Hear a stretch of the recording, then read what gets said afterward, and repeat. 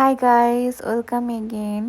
So Niagara ফলসে পৌঁছানোর পর ভিউটা দেখে মাশাল্লাহ, এত সুন্দর ভিউ আমি আমার লাইফে ফার্স্ট দেখছি। তো আমি যে প্লেসে নামছিলাম এটা হচ্ছে টেবল রক। এখানে একটা কফি শপও ছিল। নায়াগ্রা ফলস দেখে মনে হইতেছিল আল্লাহর যে এত সুন্দর ক্রিয়েশন।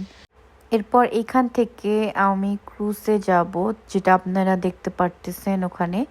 এই প্লেসটা থেকে পিছের দিকে হাঁটতে লাগলে আপনারা যে টিকিট কাটার প্লেসটা পেয়ে যাবেন।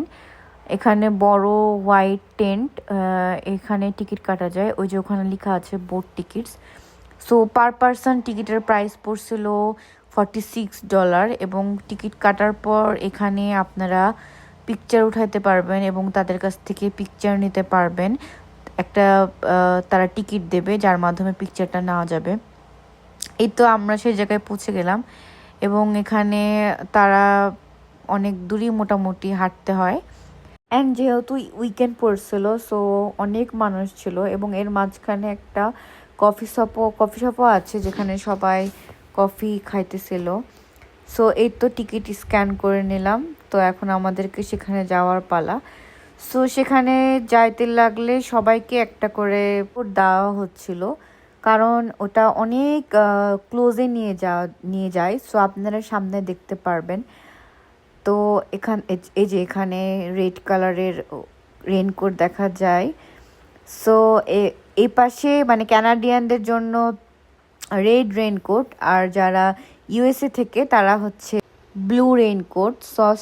সামনে আপনারা ইনশাল্লাহ দেখতে পারবেন। এই তো আমি উঠে গেলাম বোটে। এত সুন্দর লাগতেছিল ভিউ, মানে আমি আপনাদেরকে বলে বোঝাতে পারবো না, এত সুন্দর ভিউ আমার দেখা ফার্স্ট লাইফে। আরেকটা যেটা ছিল কক্সবাজার, সেটাও আমার কাছে অনেক ভাল লাগছিল, লাইক বাংলাদেশের কক্সবাজার। সো হ্যাঁ, তো আপনারা ভিউটা উপভোগ করেন।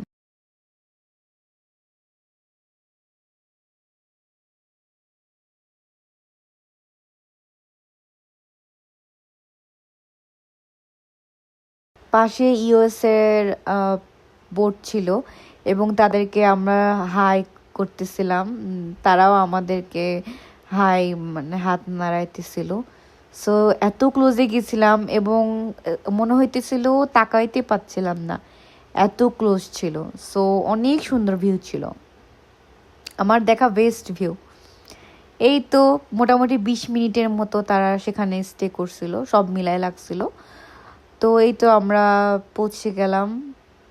আবার মনে হইতেছিল বারবার যদি সেখানে ফিরে যেতে পারতাম, মানে এত সুন্দর লাগতেছিল। আজকের মতো এতটুকুই, আল্লাহ হাফেজ।